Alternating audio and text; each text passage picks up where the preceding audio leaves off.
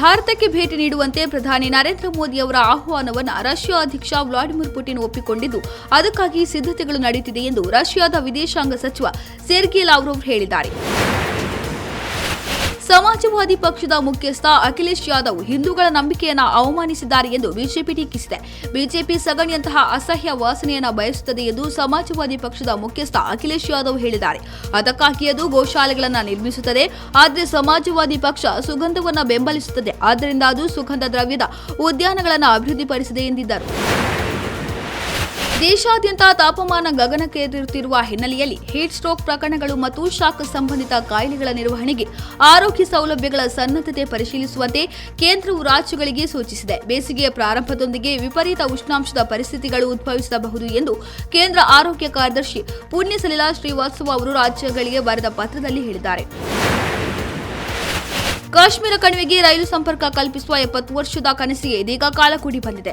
April 19ರಂದು ಪ್ರಧಾನಿ ನರೇಂದ್ರ ಮೋದಿ ಕತ್ರಾದಲ್ಲಿ ರೈಲು ಚಾಲನೆಗೆ ಹಸಿರು ನಿಶಾನೆ ತೋರಲಿದ್ದಾರೆ. ಈ ರೈಲು ರಿಯಾಸಿ ಜಿಲ್ಲೆಯ ಕತ್ರಾ ಪಟ್ಟಣದಿಂದ ಹೊರಟು ಪೀರ್ ಪಂಚಲ್ ಪರ್ವತ ಶ್ರೇಣಿ ದಾಟಿ ಶ್ರೀನಗರ ತಲುಪಿ ಕಡೆಯ ನಿಲ್ದಾಣ ಉತ್ತರ ಕಾಶ್ಮೀರದ ಬಾರಾಮುಲ್ಲಾ ತಲುಪಲಿದೆ. ಕ್ಷೇತ್ರ ಮರುವಿಂಗಡಣೆ ಮತ್ತು ತ್ರಿಭಾಷಾ ಸೂತ್ರಕ್ಕೆ ತಮಿಳುನಾಡು ವಿರೋಧ ವ್ಯಕ್ತಪಡಿಸಿರುವುದನ್ನು ಉತ್ತರ ಪ್ರದೇಶ ಸಿಎಂ ಯೋಗಿ ಆದಿತ್ಯನಾಥ್ ಟೀಕಿಸಿದ್ದು ಎಂಕೆ ಸ್ಟಾಲಿನ್ ತಿರುಗೇಟು ನೀಡಿದ್ದಾರೆ. ಸಾಮಾಜಿಕ ಜಾಲತಾಣ ಎಕ್ಸ್ನಲ್ಲಿ ಪ್ರತಿಕ್ರಿಯಿಸಿರುವ ತಮಿಳುನಾಡು ಸಿಎಂ ಸ್ಟಾಲಿನ್, ತಮಿಳುನಾಡಿನ ದ್ವಿಭಾಷಾ ನೀತಿ ಮತ್ತು ನ್ಯಾಯಯುತ ಕ್ಷೇತ್ರ ಮರುವಿಂಗಡಣೆ ಬಿಜೆಪಿಗೆ ಕಿರಿಕಿರಿ ಮೂಡಿಸುತ್ತಿದೆ ಎಂದಿದ್ದಾರೆ. ಬಸ್ ಮೆಟ್ರೋ ದರ ಏರಿಕೆ ಬಳಿಕ ಇದೀಗ ರಾಜ್ಯದಲ್ಲಿ ಹಾಲಿನ ದರ ಏರಿಕೆ ಮಾಡುವ ಮೂಲಕ ರಾಜ್ಯದ ಜನತೆಗೆ ದೊಡ್ಡ ಶಾಕ್ ಕೊಟ್ಟಿದೆ.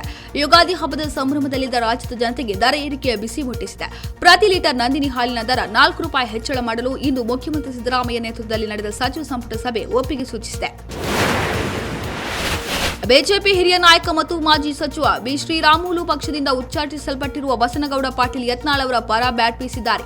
ನಿಸ್ಸಂದೇಹವಾಗಿ ಬಸನಗೌಡ ಯತ್ನಾಳ್ ಲಿಂಗಾಯತ ಸಮುದಾಯದ ಬಹುದೊಡ್ಡ ಮತ್ತು ಹಿಂದುತ್ವವನ್ನು ಬಲವಾಗಿ ಪ್ರತಿಪಾದಿಸುತ್ತಿದ್ದ ನಾಯಕ. ಅವರ ಉಚ್ಚಾಟನೆಯಿಂದ ರಾಜ್ಯದ ಹಿಂದೂವಾದಿಗಳು ತುಂಬಾ ನೋವು ಅನುಭವಿಸುತ್ತಿದ್ದಾರೆ ಎಂದು ಶ್ರೀರಾಮುಲು ಹೇಳಿದ್ದಾರೆ. ಕೆಂಪೇಗೌಡ ಅಂತಾರಾಷ್ಟ್ರೀಯ ವಿಮಾನ ನಿಲ್ದಾಣವನ್ನು ಸಂಪರ್ಕಿಸುವ ಬಳ್ಳಾರಿ ರಸ್ತೆಯಲ್ಲಿ ಏಪ್ರಿಲ್ 1ರಿಂದ ಸಾಗುವ ಪ್ರಯಾಣಿಕರಿಗೆ ಟೋಲ್ ದರದ ಬಿಸಿ ಮುಟ್ಟಲಿದೆ. ಏಪ್ರಿಲ್ 1ರಿಂದ ಪರಿಷ್ಕೃತ ಟೋಲ್ ದರ ಜಾರಿ ಮಾಡುವ ಕುರಿತು ಭಾರತೀಯ ರಾಷ್ಟ್ರೀಯ ಹೆದ್ದಾರಿ ಪ್ರಾಧಿಕಾರ ಘೋಷಣೆ ಮಾಡಿದ್ದು ಏಕಮುಖ ಸಂಚಾರ ದರದ ಕಾರಿಗೆ ₹115ರಿಂದ ₹120 ಆಗಲಿದೆ. ದ್ವಿಮುಖ ಸಂಚಾರ ದರ ₹170ರಿಂದ ₹180 ಆಗಲಿದೆ.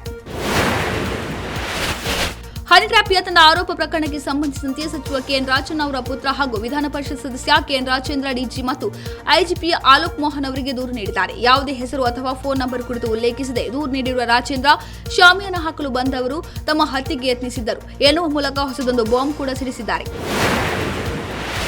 ಮಾಜಿ ಬಿಗ್ ಬಾಸ್ ಸ್ಪರ್ಧಿ ನಟ ರಕ್ಷಕ್ ಬುಲೆಟ್ ಚಾಮುಂಡಿ ತಾಯಿ ಭಕ್ತರಿಗೆ ಕ್ಷಮೆ ಕೇಳಿದ್ದಾರೆ. ಸದಾ ಒಂದಿಲ್ಲೊಂದು ಮಾತನಾಡಿ ವಿವಾದ ಮೇಲೆ ಎಳೆದುಕೊಳ್ಳುವ ರಕ್ಷಕ್ ಇತ್ತೀಚೆಗೆ ರಿಯಾಲಿಟಿ ಶೋ ಒಂದರಲ್ಲಿ ಭಾಗವಹಿಸಿದಾಗ ಚಾಮುಂಡೇಶ್ವರಿ ತಾಯಿ ಬಗ್ಗೆ ಆಡಿದ್ದ ಮಾತೊಂದು ವಿವಾದಕ್ಕೆ ಕಾರಣವಾಗಿತ್ತು. ದೇವರ ಬಗ್ಗೆ ರಕ್ಷಕ್ ಆಡಿದ ಮಾತಿನ ಬಗ್ಗೆ ಚಾಮುಂಡೇಶ್ವರಿ ಭಕ್ತರು ಅಸಮಾಧಾನ ವ್ಯಕ್ತಪಡಿಸಿದರು. ಇದೀಗ ರಕ್ಷಕ್ ಚಾಮುಂಡಿ ತಾಯಿ ಭಕ್ತರಿಗೆ ಕ್ಷಮೆ ಕೋರಿದ್ದಾರೆ.